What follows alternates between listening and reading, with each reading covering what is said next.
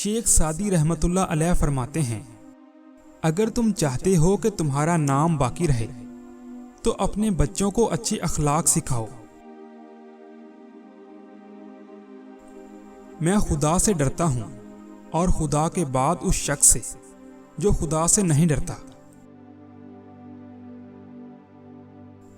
جو اپنوں سے وفا نہیں کرتا، وہ داناؤں کے نزدیک کسی کا دوست نہیں ہوتا۔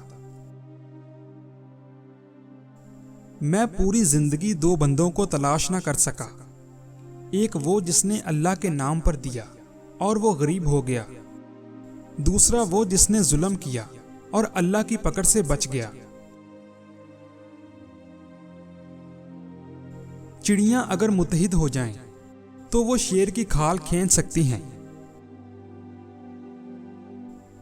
تعلیم انسان کو بولنا تو سکھا دیتی ہے، مگر یہ نہیں سکھاتی کہ کب، کہاں اور کتنا بولنا ہے۔ جو سخی کھائے اور دے اس عبادت گزار سے بہتر ہے جو لے اور جمع کرے۔ جس کو ایک مدت میں دوست بنائے، مناسب نہیں کہ اسے ایک لمحے میں کھو دے۔ سخاوت کا ہاتھ طاقتور بازو سے بہتر ہے۔ جو شخص کوشش اور عمل میں کوتاہی کرتا ہے، پیچھے رہنا اس کا مقدر ہے۔